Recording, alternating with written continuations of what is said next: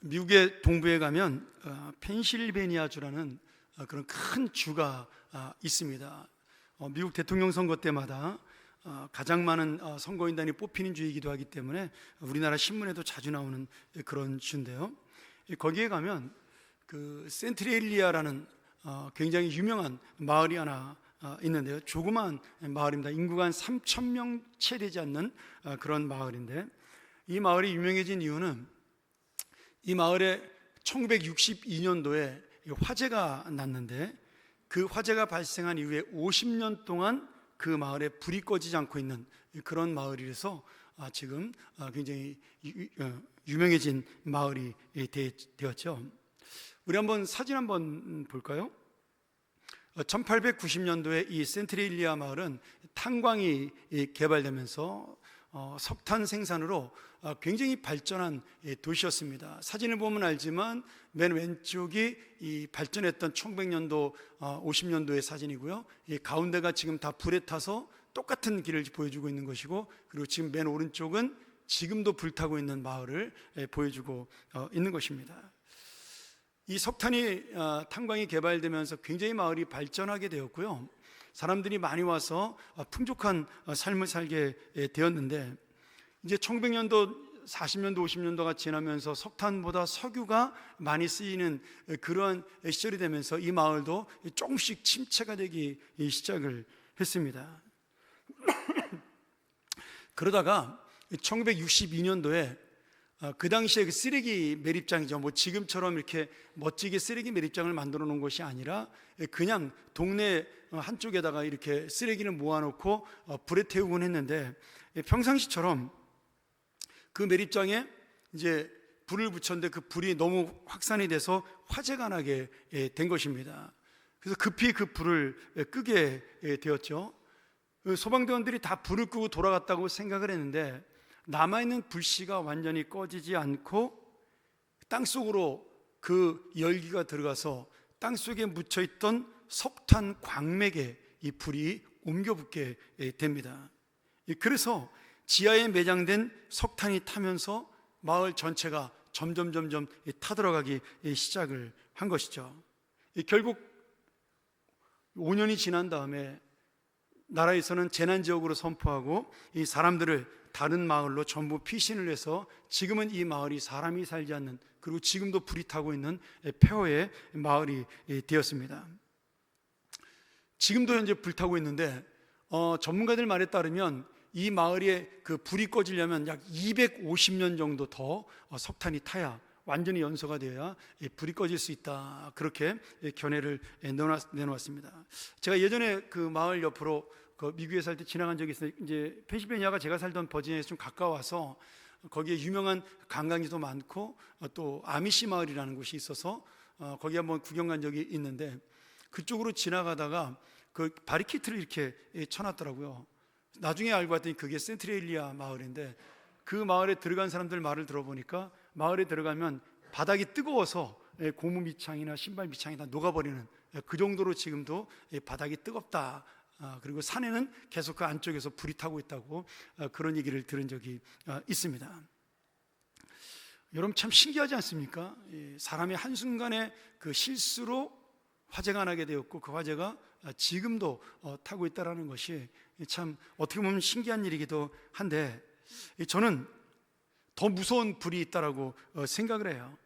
뭐냐면 우리 마음속에서 꺼지지 않는 욕심의 불입니다. 이 욕심의 불은 그 사람을 정말 인생을 타게 하는 원동력이 되기도 하고, 또 그 사람이 움직이는 길을 가게 하는 동력이 되기도 합니다.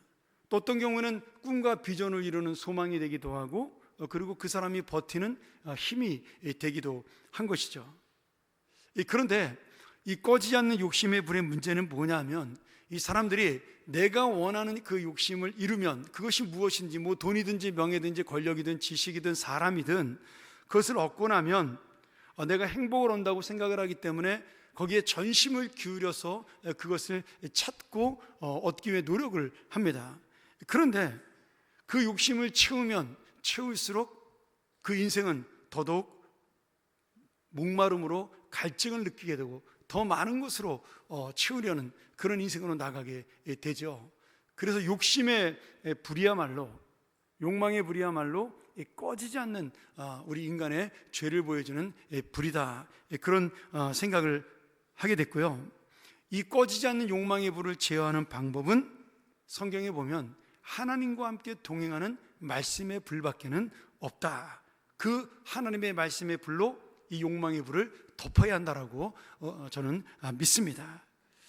오늘 여러분, 꺼지지 않는 내가 이 욕망의 불로 내 인생을 살아가느냐, 아니면 정말 계속 주님과 함께 타는 말씀의 불로 살아가느냐, 표가 되는 인생이 되느냐, 주님의 복을 받는 인생이 되느냐, 바로 우리의 믿음의 결단에 있다라는 오늘 그 말씀이 이 에스라서에 나타나고 있는 것입니다. 에스라서는 크게 두 개의 내용으로 나눠볼 수 있는데요. 이 첫 번째는 우리가 지난주까지 2주 동안 살펴봤던 1장부터 6장까지의 내용으로 예루살렘 제2성전 건축을 재건하는, 그래서 영적 회복을 일으키는 내용이 담겨 있습니다. 하나님의 약속대로 70년 만에 바빌론 포로에서 돌아온 이스라엘 백성이 사마리아 사람들의 방해를 물리치고 예루살렘 제2성전을 건축하여 영적인 회복을 이룬 말씀이죠. 우리가 2주 동안 그렇게 나눴습니다. 두 번째는 오늘 함께 나눈 말씀인데요, 7장부터 10장까지의 내용으로 에스라 선지자가, 1장부터 6장까지는 주인공인 에스라가 등장하지 않습니다. 그러나 이 7장부터 에스라가 60년 만에, 성전이 건축된 지 60년 만에 바벨론에서 이 예루살렘으로 귀환해서 백성들과 함께 하나님의 말씀으로 신앙의 개혁을 일으키는 또 다른 신앙의 회복운동을 일으키는 내용이 함께 나오고 있습니다. 이 에스라의 그 말씀을 통한 신앙의 회복과 개혁운동이야말로 우리 마음속에, 영혼 속에 꺼지지 않는 이 성령의 불을 태울 수 있는 그런 귀한 은혜가 되리라고 믿습니다. 오늘 우리도 이 에스라의 말씀을 통해서 꺼지지 않는 말씀의 불을 일으키는, 그래서 이 세상의 욕망의 불을 제어할 수 있는 믿음의 인생이 되기를 간절히 축원합니다. 이 첫 번째로, 참된 신앙은 하나님의 말씀 앞에 순종하는 삶입니다. 에스라 7장 10절을 우리가 읽었지만, 그가 여호와의 율법을 연구해서 준행하고 또 율법과 규례를 이스라엘에게로 가르치기로 결심했다, 이렇게 나옵니다. 여러분, 이 율법, 율례, 규례, 이 모든 것들은 다 하나님의 말씀을 통칭하는 그러한 단어죠. 에스라가 누구냐 하면 아론의 16대 후손입니다. 대제사장이었던 모세의 형 아론의 16대 자손이고, 또 하나님의 말씀을 전한 선지자였고, 그리고 율법에 능통한 성경학자였어요. 그래서 혹자는 이 에스라를 학사 에스라 이렇게 부르기도 한 것이죠. 우리나라에도 이 학사 에스라의 성경 말씀대로 공부하자는 의미로 에스라 성경연구원이라는 유명한 신학교도 있습니다. 근데 이 에스라가 원래는 이 페르시아의 바사나라의 왕의 신하였습니다. 근데 어느 날 아닥사스다라는 그 당시의 왕이 이 에스라를 불러서 네가 이제 예루살렘으로 돌아가 너희 민족을 위해 하나님의 말씀을 가르쳐라, 이렇게 명령을 내립니다. 놀라운 일이 일어난 것이죠. 지금 이 아닥사스다 1세는 하나님을 믿지 않는 이 사람이었어요. 그런데 그가 정책적으로 지금 예전에 고레스 왕이 유다 백성들을 다시 예루살렘으로 포로해서 귀환하게 한 것처럼 그 식민지 국가, 자기들이 다스렸던 나라의 종교와 전통을 인정하고, 그리고 그것들을 잘 세워서 그들이 자신들의 이런 모든 것을 인정하는 바사나라에 대해서 좋은 우호 있는 그런 감정을 가지고 반란을 일으키지 않도록 융화 정책을 사용하게 된 것입니다.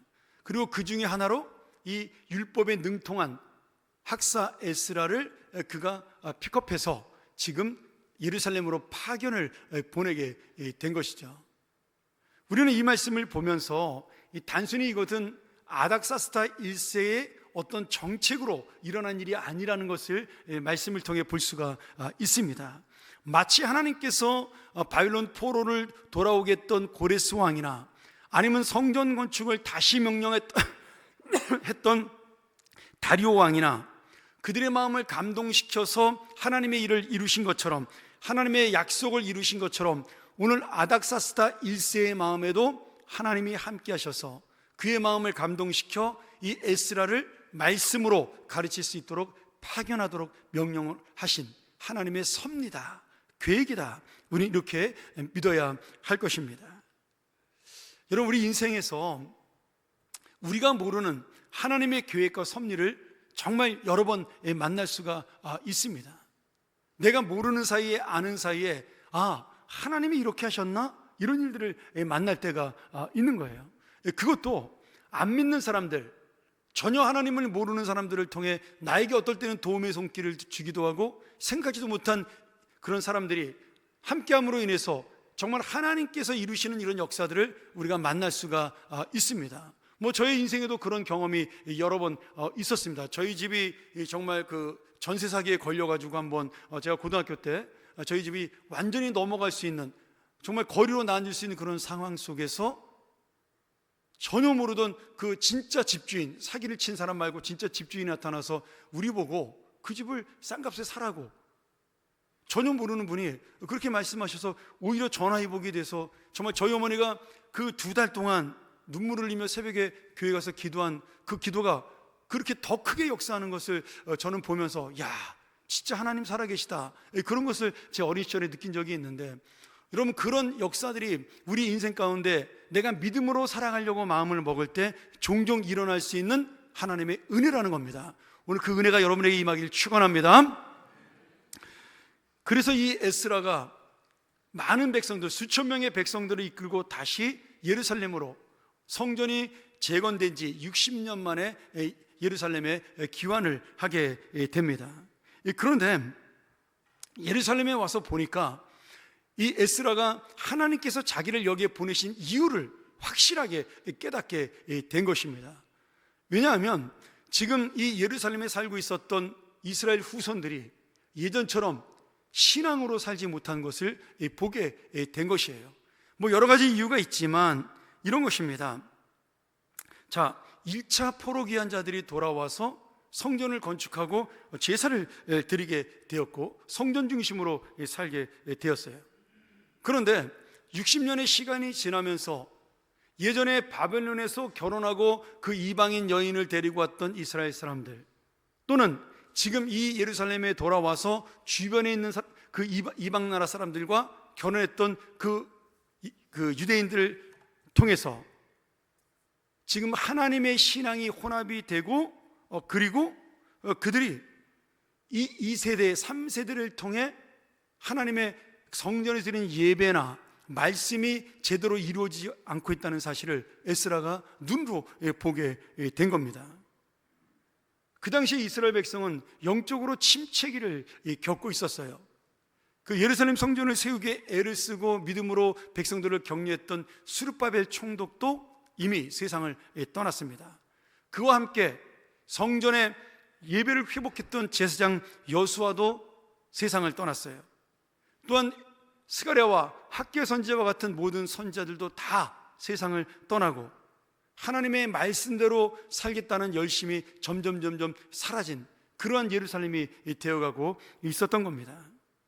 그래서 에스라 선지자는 이 예루살렘에 돌아와서 가장 중요한 것은 하나님의 말씀이 회복되는 것이다. 우리가 진짜 하나님 말씀을 지키고 순종하며 살아야 우리가 하나님의 복을 받고 이 민족이 유지가 될 수 있겠구나, 그렇게 생각을 해서 우리가 나중에 배우겠지만 느헤미야 총독과 함께 이 예루살렘을 개혁하는 신앙 회복 운동을, 말씀 회복 운동을 일으키게 되는 것이죠. 제가 이 말씀을 준비하면서 하나 깨달은 게 있습니다. 이스라엘 백성이 힘들게 그리고 어렵게 예루살렘 성전을 재건했어요. 그들이 방해 가운데도 거의 20년 가까이 걸려서 성전을 재건해서 제사를 지내고 예배를 드렸는데 왜 시간이 지나면서 영적 회복이, 사라지게 되었을까요? 그들은 왜 하나님 말씀대로 살지 못했을까요? 우리가 이 부분을 깊이 있게 생각을 해야 하는 것입니다. 지금 이스라엘 백성들이 제사를 안 지내는 것이 아니에요. 여전히 성전에서 제사 지내고 예배도 드립니다. 근데 그들의 삶이 하나님께 바른 삶이 아니었어요. 왜요? 그들이 종교적인 열심, 예배의 형식과 의식을 지키는 그런 습관은 가지고 있었지만, 그리고 자신들의 소원을 이루는 기도를 제물을 통해, 제사를 통해 간절히 드리는 그런 마음도 있었지만, 하나님의 말씀을 바로 알고 바로 믿고 바로 살아 하나님의 뜻대로 하나님의 영광을 위해 살겠다는 그 믿음과 마음을 세우지 못했습니다. 여러분, 그들은 자기가 좋아하는 소원을 이루기 위해서 기도했고 제사를 드렸고 성전에 나아갔어요. 그런데 잘 생각해 보세요. 내가 좋아하고 내가 소원하는 것을 이루기 위해서 열심을 내는 것은, 그것은 헌신이 아닙니다. 당연한 거죠. 내가 좋아서 하는 일은 여러분 희생이 아니에요. 그거는 기쁨입니다. 젊은이들이 하는 것은 오락일 수도 있는 것이죠. 정말 하나님의 그 헌신이라는 것은 내가 좋아하고 소원하는 것을 이루기 위해 나가는 열심을 넘어서 하나님 앞에 나를 내어놓는 희생과 그리고 자기 포기가 있어야 그것은 헌신이 되는 것입니다. 오늘 여러분, 하나님을 믿는 참된 믿음은 내 소원과 야망을 이루는 것이 아니에요. 내가 원했던 것을 내려놓고 지금 주님이 나에게 원하시는 것을 찾는 것이 진정한 믿음의 꿈을 이루는 모습입니다. 제가 다음 주부터 요한복음 18장을 통해서 우리가 부활절을 준비하면서 계속해서 이제 고난에 대한 이야기를 함께 나누길 원하는데, 여러분, 예수님께서 우리에게 선한 영향력을 끼치고 우리를 구원할 수 있는 그 이유, 하나님의 꿈과 하나님의 뜻을 이룰 수 있는 그 이유가 무엇이었습니까?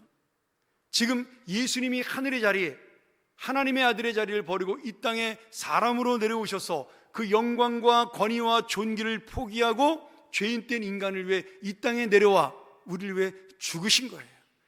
철저한 자기 희생과 자기 포기와 자기 부인과 그리고 자기의 헌신이 있었기 때문에 예수 그리스도는 하나님의 뜻을 이룰 수가 있었던 것입니다. 이것이 바로 우리가 하나님의 말씀대로 사는 믿음의 삶이요, 하나님이 기뻐하시는 복된 삶으로 나가는 비결입니다. 사랑하는 여러분, 하나님의 말씀으로 날마다 생각하고 고민하는 믿음이 없으면 종교적인 열심과 열정은 금방 사라지게 됩니다. 어쩌면은 저는 하나님의 별명이 신실하심과 성실하심이라는 것이 굉장히 마음에 와닿습니다. 우리는요, 나의 욕심에 따라, 나의 감정에 따라, 마음에 따라, 좋으면 좋은 대로, 아니면 힘들면 힘들 대로, 기쁘면 기쁜 대로, 슬프면 슬픈 대로 우리의 감정이 움직이면서 우리의 성실함이 이렇게 되었다 저렇게 되었다 바뀌게 됩니다. 근데 하나님은 그 성실하심과 신실하심이 하나님의 목적을 향해서, 하나님의 뜻을 향해서 한 번도 변하지가 않는 것이죠. 제가 어제 아침에 새벽기도 끝나고 우리 교육자들하고 식사를 하면서 그런 이야기를 나눴어요. 우리가 목회를 하다 보면 이단보다 더 무서운 적이 있다. 그게 뭐냐면 겉으로는 멀쩡히 교회처럼 보이는데 하나님 말씀을 이용해서 자기의 말을 전하는 교회, 목사, 다 교육자였으니까. 지금 내가 오늘 주님 앞에 정말 이 성경이 원하는 말씀을 전하느냐, 아니면 내가 원하는 말씀을 전하느냐. 근데 교인들은 죄송합니다, 순수해요. 나쁘게 말하면 좀 어리석죠. 그래서 이 강단에서 끊임없이 외치면 그것이 진리인 줄로 착각을 하게 됩니다. 그렇기 때문에 여러분, 정말 우리가 이단보다 무서운 교회가 있다는 사실을 알아야 돼요. 내가 원하는 목적을 이루기 위해서 하나님 말씀을 이용하는 것들이 얼마나 많은지 모릅니다. 정말 바른 복음, 바른 말씀, 내 소원이 아닌 주님의 소원을 이루는 그런 말씀의 고민을 가지고 나아가는 목사, 그런 성도가 되어야 오늘 이 교회는 하나님이 끝까지 붙드시는 그런 복된 교회로 나갈 수 있다고 믿습니다. 그러기에 오늘 종교적인 열심과 열정으로 정말 건물인 성전, 눈에 보이는 성전에 내가 어떤 형식과 습관에 매인 그런 믿음이 아니라, 종교가 아니라 오늘도 살아계셔서 역사하시는 하나님의 말씀을 붙들고 날마다 순종하여 풀은 마르고 꽃은 시들고 건물은 사라져도 영영이 서는 하나님의 말씀을 정말 믿고 따르며 순종하는, 그래서 그것이 힘들고 어려워도 함께 나가는 그런 귀한 주님의 자녀가 되기를 간절히 축원합니다. 두 번째로, 참된 신앙은 하나님의 말씀으로 반드시 변화되는 삶이 있어야 됩니다. 에스라 10장 3절에 이런 말씀이 나와요. 에스라가 이렇게 백성들에게 고백을 합니다. 곧 내 주의 교훈을 따르며 우리 하나님의 명령을 떨며 준행하는 자의 가르침을 따라 이 모든 아내와 그들의 소생을 다 내보내기로 우리 하나님과 언약을 세우고 율법대로 행할 것이라. 에스라가 귀환하고 보니까 가장 큰 성경대로 살지 못하는 이유, 이 종교가 혼합돼 가지고 성전의 제사를 지내면서도 하나님 말씀이 사라진 이유를 에스라가 어디서 찾게 되냐면 가정의 회복에서 찾게 됩니다. 귀환한 백성들이 성전 재건을 하고 예배를 드렸지만 그들이 70년의 포로 생활 동안 결혼했던 이방인 여인들 또는 이방인 남편들, 그리고 바벨론의 문화에서 살았던 자녀들, 그리고 예루살렘에 돌아와 또 결혼해 이방한 사람과 결혼한 이스라엘 사람들, 이런 모든 사람들의 문화가 혼합이 된 거예요. 종교도 혼합이 된 것입니다. 성전이 완공되고 제사를 회복한 후에도 이 혼합된 문화가 사라지지 않았어요. 어떻게 보면 제사를 빠지지 않고 드리니까 열정이 있는 것처럼 보이죠? 근데 여러분, 그 열정이 하나님을 위한 것이 아니라 내 욕망을 채우기 위한 열정이에요. 우상을 섬기는 그 마음, 그 모습을 하나님의 형식만 가지고 제사를 드리게 된 것입니다. 그러기에 여러분, 다 같이 예배를 드리고 다 같이 설교를 하고 말씀을 듣는다고 해서 그것이 진정한 하나님의 어떤 은혜가 임하는 장소나 말씀이 되지 않는다라는 거예요. 에스라가 고민을 한 거죠. 어떻게 해야 이 백성이 다시 주님의 말씀 앞으로 돌아오고 그들이 신앙을 회복할까? 그래서 고민을 하다가 결단을 내린 것이, 하나님 앞으로 돌아오지 못하는 모든 가정은 믿음으로 남자든 여자든 결단하여 돌아오는 자는 우리가 받아들이나 돌아오지 않는 모든 배우자와 자녀들은 결별하라, 이렇게 요청을 한 겁니다. 우리가 하나님의 백성으로 성결한 삶을 살고 진정한 신앙으로 살기 위하여 눈물로 회개하고, 그리고 이 백성을 위한 중보기도를 하고 정말 그 사람들에게 가족을 따를 것이냐 하나님을 따를 것이냐, 이 결단을 강력하게 요청하는 모습을 통해 많은 백성이 에스라의 말씀을 듣고 마음에 찔림을 받아 주님 앞으로 돌아와 심지어 아내를 포기하고 남편을 포기하고 자녀를 포기하는, 사실은 이들이 포기한 게 아니라 우상을 섬기던 가족이 먼저 포기하는 역사가 일어나게 된 것입니다. 사실 이방인과 결혼했어도 신앙을 따라서 내가 하나님을 섬기겠다, 그러면 아무 문제가 되지 않습니다. 성경에도 모세가 그렇지 않아요? 백성의 지도자인데 에디오피아 여인하고 재혼하잖아요. 자기 첫 번째 아내인 십보라가 죽은 다음에 하나님이 그거 가지고 전혀 말씀하시지 않았어요. 모압 여인 룻과 그리고 기생 라합을 통해 하나님은 예수 그리스도의 할머니로 삼으셨어요. 그들이 중요한 것은 혈통이나 민족이 아니라 지금 하나님을 온전히 믿겠다라는 믿음의 결단인 것이죠. 그런 결단이 이 시에 에스라의 말에 순종하고 주님의 말씀 앞에 따랐다면 그 가정은 전혀 문제가 없는 것입니다. 그런데 많은 이방인 배우자들이 자신의 결혼 생활을 포기하고 자신이 믿던 우상을 버리지 않았어요. 나는 내가 믿는 이 신을 따를지언정 당신하고 살지 않겠다. 그러면서 그들은 가정을 버리고 또 자녀들은 부모를 버리고 바벨론으로 돌아가거나 아니면 결별하는 것을 택했습니다. 어떤 경우에는 먼저 당신이 우상을 떠나지 않으면 내가 당신과 같이 살 수 없다라고 말한 사람이 있는가 하면 우상을 섬기던 사람들이 먼저 그런 경우도 생기게 된 것이죠. 여러분, 이것이 쉬운 일이 아닙니다. 내가 가진 가장 소중한 것을 포기하고 희생하는 것이 쉬운 일이 절대로 아니었어요.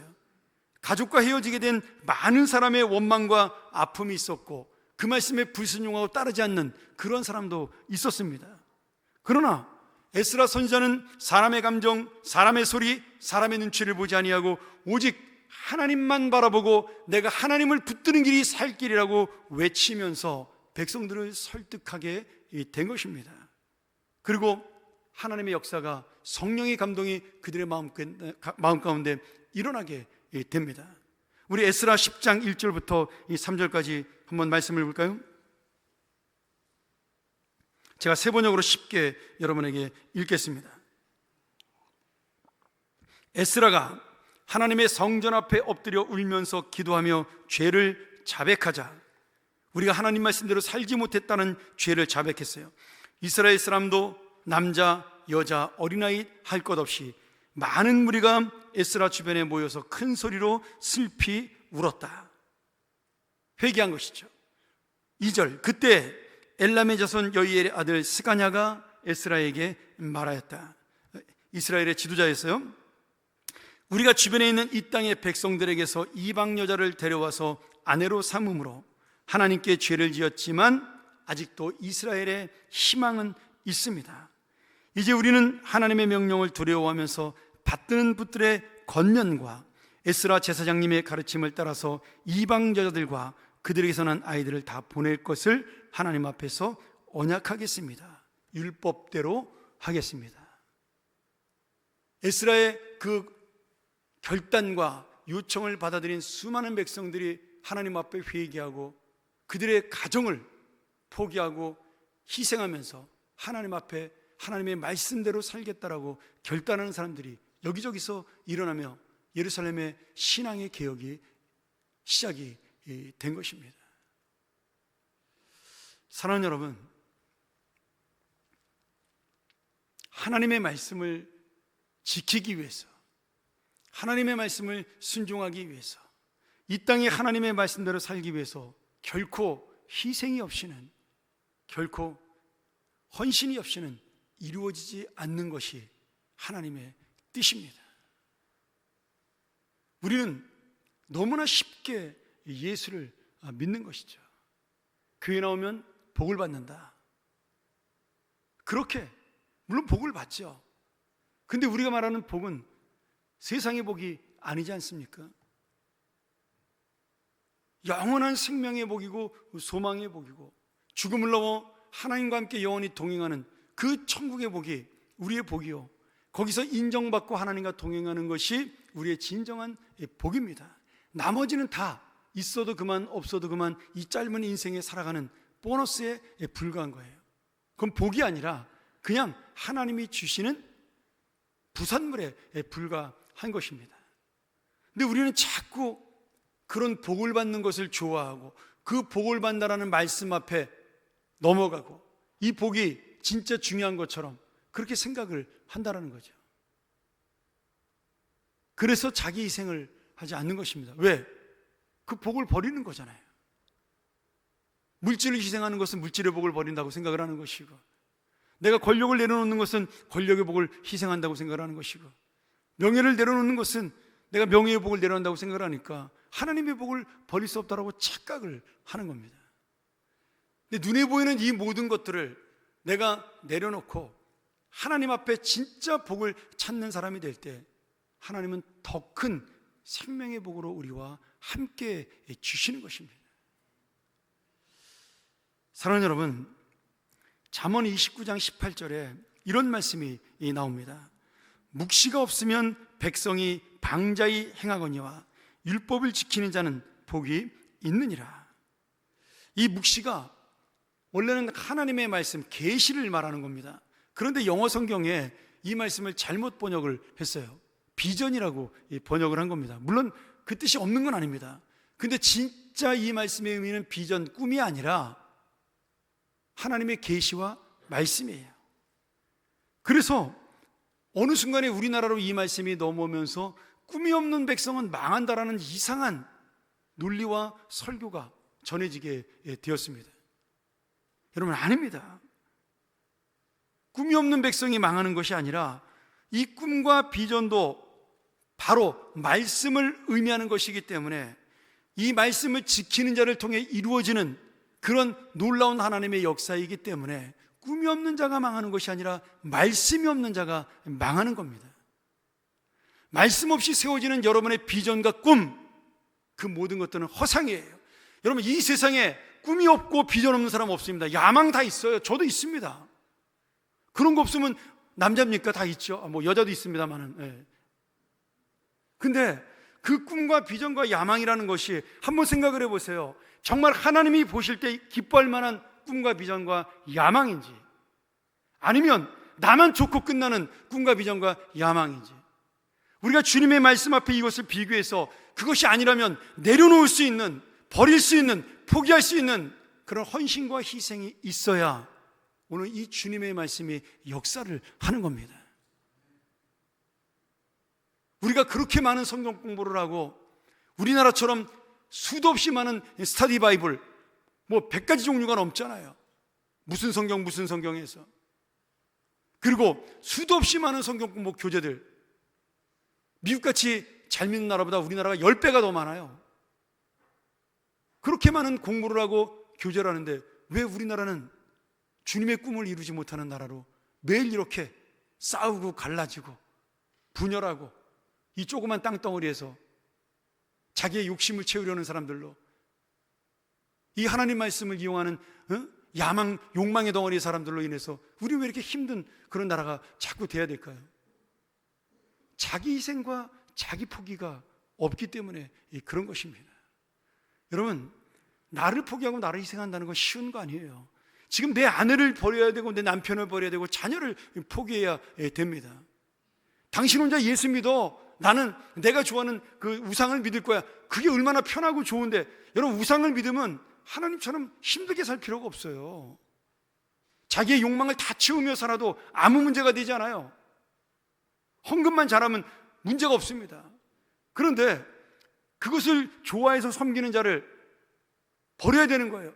따라가서 여보 괜찮아, 당신은 당신대로 예수 믿어, 나는 나대로 제대로 하나님 믿어볼게, 이렇게 말한 것이 아니라, 그래, 내가 정말 주님 앞에 바른 삶을 살기 위하여 이렇게 올바르지 못한 가정을 내가 이끌어갈 수 없다, 끊어버릴 수 있는 자기 희생과 포기가 오늘 바로 이 이스라엘을 다시 하나님의 나라로 부흥시키는, 말씀이 역사하는 나라로 만드는 계기가 된 것입니다.